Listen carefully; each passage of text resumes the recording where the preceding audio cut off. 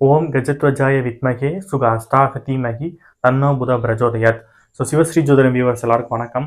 So நம்ம தொடர்ச்சியாக பார்த்தீங்கன்னா மாத பலன்கள் போட்டுக்கிட்டு இருந்தோம். நடுவில் லைவ் செஷன் கண்டக்ட் பண்ணுறோம். லைவில் உங்களுக்கு ஜோதிடம் சம்மந்தமான கேள்வியில் கேட்குறாங்க. நிறைய பேர் அவங்களோட ஜாதகத்தை கொடுத்து ஒரு கேள்வி கேட்பாங்க, அதுக்கு நம்ம பதில் சொல்லிட்டு இருந்தோம். சரி, இப்போ நம்ம இந்த மாதத்தில் என்ன பார்க்க போகிறோம் அப்படின்னா ஜூலை மாத பலன்கள். ஜூலை மாதம் ஒவ்வொரு ராசிக்கும் 12 ராசிக்கும் எந்த மாதிரியான பலன்கள் இருக்க போகுது அப்படின்னு இந்த வீடியோவில் பார்ப்போம். இது ஒரு பொது பலன் தான். பொது பலன்னா ஒரு 20% இது எடுத்துக்கலாம். 100% எது உங்களுக்கு 100% எது உங்களுக்கு ஒர்க் ஆகும் அப்படின்னா உங்கள் சுய ஜாதக பலன் தான். உங்கள் சுய ஜாதகத்தில் நடக்கிற தசா புத்திகளை பொறுத்து தான் மோஸ்ட்லி 100% நடக்கும். இது ஒரு 20% எடுத்துக்கலாம் நம்ம. சரி, ஃபர்ஸ்ட் நம்ம இந்த ஜூலை மாதத்தில் பொதுவாக என்னென்ன நடக்கும் அப்படின்னு ஃபர்ஸ்ட் பார்ப்போம். இந்த மாதத்தில் நம்ம வங்கக்கடல் இருக்குல்ல, வங்கக்கடல் பகுதியில் பே ஆஃப் பெங்கால் அதில் ஒரு சின்ன நில அதிர்வு வரதுக்கு வாய்ப்பு இருக்கு. அதே மாதிரி இமாச்சல் பிரதேசத்தில் நில சரிவு நடக்கிறதுக்கு வாய்ப்பு இருக்கு. அதே மாதிரி இரவுல மழை பெய்யும். நைட் டைம்ல கொஞ்சம் மழை பெய்யறதுக்கு வாய்ப்பு இருக்கு. பகல் நேரத்துல வெயில் அதிகமா இருக்கும், இரவு நேரத்துல மழை பொழிவு இருக்கும். அதே மாதிரி நம்ம டெசர்ட் சொல்றோம்ல, ராஜஸ்தான் பகுதிகள் எல்லாம் பாத்தீங்கன்னா சின்ன நிலநடுக்கம் வரதுக்கு வாய்ப்பு இருக்கு இந்த மாதத்துல. ஏன் இதுக்கெல்லாம் காரணம் என்ன அப்படின்னு பாத்தீங்கன்னா செவ்வாய் 8ஆம் பார்வையா சனியை பார்க்கிறாரு. இந்த செவ்வாய் சனி பார்வைகள் இருக்கும் போது தான் பாத்தீங்கன்னா இந்த மாதிரி நிகழ்வுகள் நடக்கும். நமக்கு நிறைய பேருக்கு தெரியும், இந்த கேரளால நடந்தது இதெல்லாம் பார்த்தீங்கன்னா இந்த இதுக்கு முன்னாடி பார்த்தீங்கன்னா இதே மாதிரி செவ்வாய் சனி காம்பினேஷன் இருந்தப்ப நடந்துச்சு. ஸோ இதே காம்பினேஷன் திரும்ப வருது. ஸோ இதனால சின்ன சின்ன டிஸ்டர்பன்ஸ் இருக்கிறதுக்கு வாய்ப்பு இருக்கு. ஸோ நான் சொன்ன விஷயங்களை அது பக்கத்தில் இருக்கணும், கொஞ்சம் எச்சரிக்கையாக இருந்துக்காது நல்லது. இந்த மாசத்துல என்னென்ன விசேஷங்கள் இருக்கு அப்படின்னு பார்ப்போம். 6ஆம் தேதி பார்த்தீங்கன்னா மொஹரம் பண்டிகை வருது. உலகெங்கும் உள்ள இஸ்லாமிய நண்பர்கள் அனைவருக்கும் மொஹரம் பண்டிகை நல்வாழ்த்துக்கள். அடுத்து 24ஆம் தேதி பார்த்தீங்கன்னா ஆடி அமாவாசை. ஆடி அமாவாசை ரொம்ப சிறப்பு. மற்ற மாசத்துல வர அமாவாசைக்கும் இந்த ஆடி அமாவாசைக்கும் சிறப்பு. இது என்னன்னு உங்களுக்கே தெரியும். அதாவது வருஷத்துக்கு ஒரு திதி கொடுப்போம். நம்ம முன்னோர்கள் இறந்தவர்களுக்கு பார்த்தீங்கன்னா வருஷத்துக்கு ஒரு தவசம் கொடுப்போம். அது கொடுக்காதவங்க, அது கொடுக்க முடியாதவங்க இந்த ஆடி மாசத்துல வர அமாவாசைக்கு கண்டிப்பா கொடுங்க. இப்ப நிறைய பேர் பார்த்தீங்கன்னா ஏதோ ஒரு சூழ்நிலையினால தர்ப்பணம் கொடுக்க முடியாம திதி கொடுக்க முடியாம இருப்பாங்க.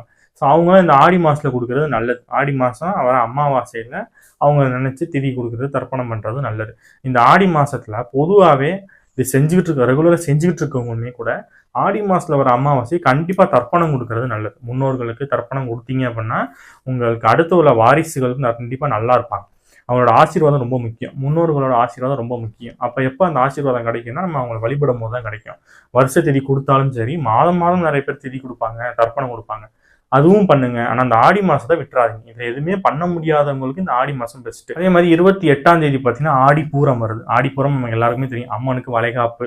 எல்லாரும் பாத்தீங்கன்னா வளைகாப்பு வளையல் வாங்கிட்டு போய் அம்மன் கோயில கொடுப்பாங்க. எல்லா ஊர்ல இருக்க எல்லா அம்மன் கோயிலுமே சிறப்பா நடக்கும். அம்மனுக்கு வளைகாப்புன்னு சொல்றதுனால எல்லாரும் போய் வளையல் வாங்கி கொடுக்குங்க. உங்களால முடிஞ்ச அளவு வாங்கி கொடுங்க. உங்களுக்கு என்னால முடியுமோ வாங்கி கொடுங்க. ஒரு டஜனா இருந்தாலும் சரி, அரை டஜனா இருந்தாலும் சரி, உங்களுக்கு எவ்வளவு முடியுமோ போய் அம்மனுக்கு வளைகாப்புக்கு வளையல் வாங்கி கொடுங்க. திரும்ப போய் வாங்கணும்.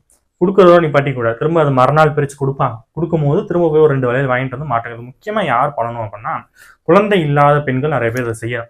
அப்போதான் இது ஒரு பாசிட்டிவ் வைப் உங்களுக்கு கொடுக்கும். கண்டிப்பாக அடுத்த வருஷம் நீ கண்டிப்பாக உங்கள் குழந்தையோட இருப்பீங்க.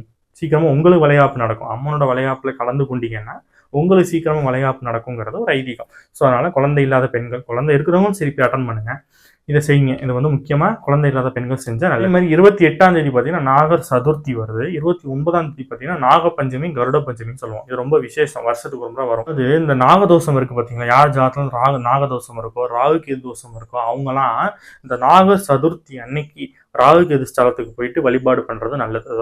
நாகர் சதுர்த்தி என்னைக்குன்னா 28ஆம் தேதி. 28ஆம் தேதி நாகர் சதுர்த்தி அன்று போய் பார்த்தீங்கன்னா ராகுகேது ஸ்தலத்துல இருக்க நாகத்துக்கு நீங்க ஒரு பாலாபிஷேகம் பண்றது நல்லது. இது யார் ஜாதகத்துல ராகுகேது தோஷம் இருக்கோ அவங்க அதை செய்யுங்க. இந்த ராகுகேது தோஷம்னால குழந்தை தடப்புறவங்க கண்டிப்பா அதை செய்யணும். அதே மாதிரி மறுநாள் 29ஆம் தேதி பார்த்தீங்கன்னா நாகப்பஞ்சமி, கருட பஞ்சமின்னு சொல்லுவாங்க. இந்த நாகப்பஞ்சமி பத்தி நம்மளோட ஐஞ்சிருங்காப்பியம் இருக்குல்ல, ஐஞ்சிருங்காப்பியம்ல நாககுமார காவியம் சொல்லுவோம். அதுல இருக்கு இதை பத்தியான குறிப்பு. வாய்ப்பு இருந்தா போய் செக் பண்ணி பார்த்துவாங்க. அதே மாதிரி இந்த நாகப்பஞ்சமி அன்னைக்கு என்ன ஒரு கதை சொல்றாங்க, என்ன ஒரு புராண கதை இருக்கு அப்படின்னா, அதாவது ஒரு பெண் உயிரிழந்த தங்களோட அண்ணன்களுக்காக நாகதேவதைகிட்ட வேண்டி திரும்ப அவங்க அண்ணனுக்கு உயிர் கிடைக்கும் அப்படிங்கிறது ஒரு புராண கதை ஒன்று இருக்கு. அப்ப ரொம்ப வயசானவங்க இல்லை ரொம்ப உயிருக்கு கஷ்டப்பட்டு இருக்கிறவங்க, அந்த அடிபட்டு ஆப்ரேஷன் பண்ணி உயிருக்கு போராடிட்டு இருக்கவங்க, இது மாதிரி இருக்கிறவங்கலாம் இல்லை ரொம்ப ஆக்சிடென்ட் இது மாதிரி நடந்து அப்படி இருக்கிறவங்க, அண்ணனா இருந்தாலும் சரி, தம்பியா இருந்தாலும் சரி, இல்லை கணவனா இருந்தாலும் சரி, யாரா இருந்தாலும் இந்த நாகப்பஞ்சமி அன்னைக்கு இந்த நாகதேவதை கிட்ட வழிபாடு வைங்க. அன்னைக்கு விரதம் இருந்து வழிபாடு முறை செஞ்சீங்கன்னா அவங்களுக்கு சீக்கிரமா சரியாகும் அப்படின்னு சொல்லுவாங்க. அதே மாதிரி இந்த கருட பஞ்சமிங்கும் போது அந்த பெருமாளுக்குள்ள இருக்க கருடனுக்கும் துளசி வாங்கிட்டு போயிட்டு வழிபாடு பண்ணிட்டு வாங்க. இது வந்து சிம்பிளா பண்ணுங்க போதும், உங்க ரொம்ப பிரம்மாண்டெல்லாம் பண்ணணும் இல்லை. இந்த டேட்ல இதை செஞ்சீங்கன்னா நல்லா இருக்கும். இந்த நாகப்பஞ்சமியும் இந்த நாகர் சதுர்த்தியும் கொஞ்சம் யூஸ் பண்ணிக்கோங்க. ராகு கேது தோஷம் யாரு ஜாதகத்துல இருக்கோ அவங்க இந்த நாள்ல போய் பரிகாரம் பண்றது நல்லது. மற்ற நாள்ல நீங்க பண்றதை விட இந்த நாகர் சதுர்த்தி அன்னைக்கோ இல்லை நாக பஞ்சமி அன்னைக்கோ போய் பண்ணீங்கன்னா இந்த ராகு கேது தோஷம் நீங்கும். இந்த மாதம் நம்ம 12 ராசிக்கும் என்ன மாதிரியான பலன்களை கொடுக்கும் அப்படின்னு வீடியோக்குள்ள போவோம் வாங்க.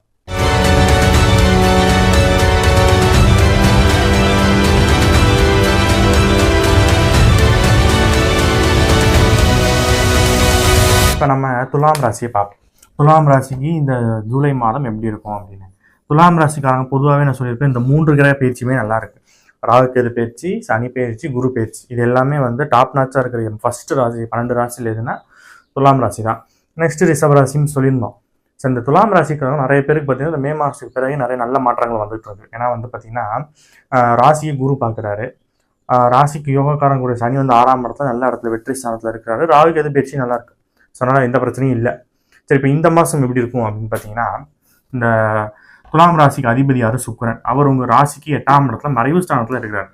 இது மறைவு ஸ்தானம் இருந்தாலும் கூட இது வந்து ஆட்சி வீடு சுக்கிரனுக்கு. அப்ப சுக்கிரன் மறைவு ஸ்தானத்துல தான் ஆட்சியா இருக்கிறாரு. அப்ப மறைந்து ஆட்சியா இருக்கிறாரு. அப்ப மறைந்து பலமா இருக்காரு. அப்படின்னா என்னன்னா, இந்த அதிகமான வந்து டிராவல்ல வந்து பிசினஸ் பண்றவங்க, அந்த வெளிநாட்டுல வேலை பார்க்குறவங்க, வீட்டை விட்டு பிரிஞ்சு வேலை பார்க்குறாங்க பார்த்தீங்களா. இப்ப வீடு ஒரு இடத்துல, குடும்பம் ஒரு இடத்துல இருக்கும், இவங்க ஒரு இடத்துல இருப்பாங்க. இந்த மாதிரி வெளிநாட்டில் இருக்கிறவங்க, வெளியூர்ல போய் வேலை பார்க்குறவங்க, இவங்களுக்குலாம் இது வந்து ஜாக்பாட் இந்த மாதம். ஏன் அப்படின்னா மறைவு ஸ்தானத்துல ஆட்சி பெற்ற சுக்கிரன் உங்க ராசிநாதன் ஆட்சி பெற்றது நல்லது. ஆனால் அது மறைவு ஸ்தானம்ங்கிறனால என்ன ஒன்னா வீட்டை விட்டு பிரிஞ்சு இருக்கிறவங்களுக்கு இது யோகமான காலம். ஸோ அதனால இந்த டிராவலில் பிஸ்னஸ் பண்ணுறவங்க, வெளிநாட்டில் வேலை பார்க்குறவங்க, வெளியூரில் வேலை பார்க்குறாங்க, வெளியூரில் பிஸ்னஸ் பண்ணுறவங்க, இந்த மாதிரி இருக்கிறவங்க இந்த மாதம் வந்து ஒரு பொற்காலம் அப்படின்னு சொல்லலாம். ஏன்னா ராசிக்கு 8ஆம் இடத்துல போய் சுக்கிரன், 8ஆம் இடத்துல சுக்கிரன் இருக்கும்போது திடீர் வரவு ஒன்று வரும். அதாவது இவ்வளோ எக்ஸ்பெக்ட் பண்ணியிருந்த ஒரு அமௌண்ட்டு, ஒரு எல்ஐசி அமௌண்ட்டாக கூட இருக்கலாம், இல்லை ஒரு இன்சூரன்ஸ் அமௌண்ட், இல்லை ஏதோ ஒரு வகையில் நீங்கள் எக்ஸ்பெக்ட் பண்ணாத ஒரு அமௌண்ட்டு, இல்லை எக்ஸ்பெக்ட் பண்ணாத ஒரு சொத்து, ஏதோ ஒரு வரவு வந்து உங்களுக்கு கிடைக்கும். அதாவது இதெல்லாம் இப்போதைக்கு நம்ம கிடைக்காது அப்படின்னு நினச்சிட்டு இருப்பீங்க, திடீர்னு அது வந்து கிடைக்கும். ஏன்னா 8ஆம் இடம் வந்து பார்த்தீங்கன்னா திடீர் அதிர்ஷ்டத்தை சொல்கிறது. அப்போ உங்கள் ராசிநாதனே போய் 8ஆம் இடத்துல இருக்கிறாரா, 8ஆம் வீட்டு அதிபதியும் அவர் தான். அப்போ ஏதோ ஒரு திடீர் வரவு ஒன்றும் உங்களுக்கு கிடைக்கும். அது வந்து யோகமான வரவாக இருக்கும். ஏன் அப்படின்னா சுக்கிரன் திரும்ப உங்களுக்கு 2ஆம் இடத்தை பார்க்குறாரு. 2ஆம் இடம்ங்கிறது தனம், வாக்கு, குடும்பம், புதிய வரவை சொல்றது. புதிய வரவுனா குடும்பத்துக்கு ஏதாவது புதிய வரவும் வரும். கணவனாக இருந்தால் மனைவி, பிள்ளைங்க, இதெல்லாம் வந்து புதிய வரவு. இப்போ கல்யாணம் ஆகாமல் இருக்கணும், கல்யாணம் ஆச்சுன்னா வீட்டுக்கு ஒரு மனைவி வருவாங்க, அது வந்து புதிய வரவு. அதே மாதிரி குழந்தை இல்லாதவங்க குழந்தை வரும், அது ஒரு புதிய வரவு. மருமக வீட்டுக்கு வர்றது எல்லாமே புதிய வரவு. ஏன்னா சுக்கிரன்னா பெண்களை குறிக்கிறது. அப்போ ஏதோ ஒரு புதிய வரவு ஒன்று இந்த மாதம் வீட்டுக்கு வரும். இல்லை அதுக்கான ஃபர்ஸ்ட் ஸ்டெப் எடுப்பீங்க. பையனுக்கோ பொண்ணுக்கோ கல்யாணம் பண்ணுறதுக்கான ஏற்பாடு பண்ணுவீங்க. ஏன் அப்படின்னா ராசிக்கு வந்து குரு பார்வையும் இருக்கு, 5ஆம் இடத்தும் குரு பார்வை இருக்கு. ஏன் சொன்ன பிள்ளைங்களுக்கு ஏன் நடக்கும்னா, உங்களுக்கு 5ஆம் இடம் தான் பிள்ளைங்களை சொல்றது. அந்த இடத்தும் குரு பகவான் பார்க்குறாரு. அதே நேரத்தில் 2ஆம் இடத்தையும் சுக்கிரன் ராசிநாதன் பார்க்குறாரு, புதிய வரவுன்னு சொல்றது. அப்போ இதுவரை ஏதோ ஒரு புதிய வரவு ஒன்று உங்களுக்கு இந்த மாதம் கிடைக்கும். உங்கள் தகுதிக்கு ஏற்ற மாதிரி, உங்கள் சுச்சுவேஷனுக்கு ஏற்ற மாதிரி அது மாறும். சரி, இப்போ இந்த துலாம் ராசிக்காரங்க 2ஆம் இடத்துக்கு 7ஆம் இடத்துக்கு அதிபதியான செவ்வாய் வந்து இவ்வளோ நாள் நீச்சமாக இருந்தார் கடகத்தில். இப்போ அவர் வந்து ஆட்சி பெற்றிருக்காரு. 11ஆம் இடத்துல வந்து இப்போ வந்து அவர் நட்பு பெற்றிருக்காரு. 11ஆம் இடத்துல செவ்வாய் நட்பு பெற்றிருக்காரு. 11ஆம் இடம்ங்கிறது வெற்றி ஸ்தானம், லாபஸ்தானம்னு சொல்றது. அப்போ உங்களுக்கு யாரு தனஸ்தானத்துக்கு அதிபதி போய் லாபஸ்தானத்துல, அப்போ உங்களுக்கு வரக்கூடிய வருமானம் எல்லாம் லாபமா மாறும். இவ்வளவு நாள் வந்துகிட்டு இருந்த வருமானம் எல்லாமே லாபம் இல்லாம, சேமிப்பு இல்லாம இப்படி இருந்திருக்கும். இப்போ இது எல்லாமே வந்து லாபமா மாறப்போகுது. ஏன்னா 11ஆம் இடம் லாபஸ்தானம். லாபஸ்தானத்துக்கு உங்களுக்கு குடும்பஸ்தானாதிபதி, தனஸ்தானாதிபதியா வரப்போறாரு. அப்ப குடும்பத்தினால ஒரு லாபம், நீங்கள் பண்ணுற வருமானம் வந்து லாபமாக மாறும், இருந்தோ சேமிப்பாக மாறும் அப்படின்னு சொல்கிறது இந்த மாதத்தில். அதே மாதிரி உங்களுக்கு 7ஆம் வீட்டு அதிபதி செவ்வாயா, அப்போ கணவனாக இருந்தால் மனைவினால உங்களுக்கு லாபம் கிடைக்கும். அதே மாதிரி மனைவியாக இருந்தால் கணவனால ஒரு லாபம் கிடைக்கும், ஒரு ஜொல் கிடைக்கிறது, இது ஏதோ ஒன்று வாங்கி கொடுப்பாங்க புதுசாக. ஏன்னா 11ஆம் இடம் வந்து ஆசை அபிலாசி நிறைவேறும் இடம். அப்போ வீட்டுக்கு ரொம்ப நாள் ஏதோ திங்ஸ் வாங்கணும்னு ஆசைப்படுறீங்க அப்படின்னா இந்த மாதத்தில் வாங்குவீங்க.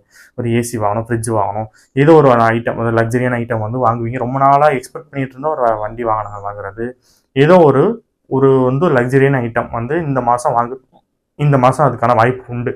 இதுக்கு ஏன் காரணம்னு சொல்லிட்டேன். செவ்வாய் 11ஆம் இடத்துல வேற என்ன நடக்கும் அப்படின்னா, புதிய சொத்து சேர்க்கை வாங்குறதுக்கு வாய்ப்பு இருக்கு. ஏதாவது இடம் வாங்குறது, வீடு வாங்குறது, வண்டி வாகனங்கள் வாங்குறது, இது மாதிரி சொத்து சேர்க்கைக்கும் வாய்ப்பு இருக்கு. நகையும் சேரும். ஏன்னா குரு ராசியை பார்க்குறாருல, அதனால் நகை வாங்குறவங்களும் இந்த மாதம் வாங்குவாங்க. லாபஸ்தானத்துல வேற செவ்வாய் இருக்கிறாரு. எல்லாம் இவ்வளோ பாசிட்டிவ்ஸ் இருக்கு. சரி, அடுத்து உங்களுக்கு பார்த்தீங்கன்னா 3ஆம் வீட்டு அதிபதியும் 6ஆம் வீட்டு அதிபதியும் குரு தான். அவர் வந்து உங்கள் ராசியை பார்க்குறாரு. அப்போ இவ்வளோ நாள் வேலைக்கே போகாமல் இருக்கிறவங்க வேலைக்கு போயிடுவாங்க. ஏன்னா 6ஆம் இடம் தான் சர்வீஸு, அது மாதிரி மக்கள் தொடர்பு, மக்கள் சேவை, இதெல்லாம் சொல்கிறது 6ஆம் இடம் தான். அந்த வீட்டு அதிபதி உங்கள் ராசியே பார்க்குறாரா, அப்போ கண்டிப்பாக வேலைக்கு போகாமல் இருக்க துலாம் ராசிக்காரங்களுக்கு வேலை கிடச்சிரும். முக்கியமாக கவர்மெண்ட் சர்வீஸ் கிடைக்கிறதுக்கு வாய்ப்பு இருக்குது. ஏன் அப்படின்னா இந்த இடத்துல உங்களுக்கு 9ஆம் இடத்துல சூரியன் குருவும் சேர்ந்து ராசியை பார்க்குறாங்க. அப்போ சூரியன் யார்? அரசு கிரகம். சூரியன் அப்பா. அப்போ அப்பாவோட தொழிலை செய்கிறது, இல்லை அப்பா மூலியமாக ஒரு வருமானம் வர்றது, இல்லை அப்பா வந்து பிஸ்னஸ் பண்ணுறதுக்கு ஹெல்ப் பண்ணுறது, இல்லைன்னா அரசு சார்ந்த தொழில், அரசு சார்ந்த வேலை, அரசு வேலை, இதெல்லாம் கிடைக்கிறதுக்கு வாய்ப்பு இருக்குது. அரசியலில் இருக்கிறவங்களுக்கும் நல்லாயிருக்கும் இந்த மாதம். ஏன்னா சூரியன் வந்து குருவோட சேர்ந்து ராசியை பார்க்குறாரு. அப்போ அரசு துறை, அரசியலில் இருக்கிறவங்களுக்கு இந்த மாதம் ஒரு யோகமான மாதம் அப்படின்னே சொல்லலாம். 3ஆம் வீட்டு அதிபதி குரு தான். அவரே அந்த இடத்த திரும்ப வேற பார்க்குறாரு சூரியனோட சேர்ந்து. அப்போ தம்பி தங்கச்சி இவங்கள்ட்ட ஏதாவது மனஸ்தாபம் இருந்துச்சுன்னா அதெல்லாம் இப்போ சரியாக ஆரம்பிச்சிடும். இவ்வளோ நாள் தம்பி கூடயோ தங்கச்சி கூடயோ மனஸ்தாபம் இருக்குது, சகோதரர்கள் கூட மனஸ்தாபம், ஏன்னா செவ்வாய் 11ஆம் இடத்துக்கு வராரா, அப்போ சகோதரர்கள் கூட மனஸ்தாபம் இருக்குது அப்படின்னா இதெல்லாம் இப்போ சரியாக ஆரம்பிக்கும். அதேமாதிரி உங்களுக்கு 4ஆம் வீட்டு கிரகம் 5ஆம் வீட்டு கிரகம் சனி 6ஆம் இடத்துல இருக்குது. இது வெற்றி ஸ்தானம். ஏற்கனவே சொல்லியிருப்பேன், சைபேச்சில் நம்பர் 1 இடத்துல இருக்கிறது துலாம் ராசி அப்படின்னு. அப்போ துலாம் ராசி 6ஆம் இடத்துல சனி பகவான் வரும்போது ஏதாவது கோர்ட்டு கேஸ் நடந்துகிட்டு இருக்கு அப்படின்னா அது சால்வ் ஆயிரும். ஏதாவது கடன் வச்சிருக்கீங்கன்னா கடன் அடைச்சிருவீங்க. எதிரிகள் இருக்காங்க, எதிரியோட தொல்லைகள் அதிகமாக இருக்குன்னா இந்த சனி பேச்செல்லாம் அதெல்லாம் சால்வ் ஆயிரும். ஸோ எந்த ப்ராப்ளமும் கிடையாது. இன்னொன்று 5ஆம் இடத்துல ராகு இருக்கிறது அழகான ஆண் குழந்தை பிறகு வாய்ப்பு உண்டு. ஏன்னா அந்த இடத்த குரு வேற பார்க்குறாரு 5ஆம் இடத்துல.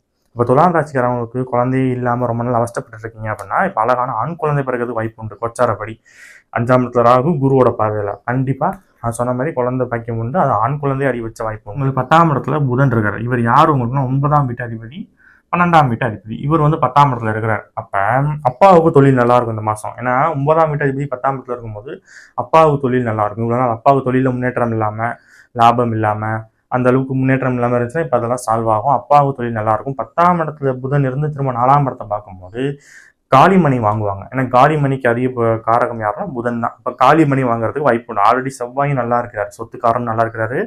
4ஆம் இடத்த புதன் பார்க்கும்போது இப்போ காலி இடம் வாங்குவாங்க, லேண்டு வாங்குவாங்க. இதெல்லாம் வாய்ப்பு உண்டு. 10ஆம் இடத்துல புதன் இருக்கும்போது படிப்பு நல்லா இருக்கும். படிப்பு சம்மந்தப்பட்ட தொழில் பண்ணுறவங்களுக்குலாம் நல்லா இருக்கும். 10ஆம் இடத்துல புதன் அவ்வளோ அற்புதம்.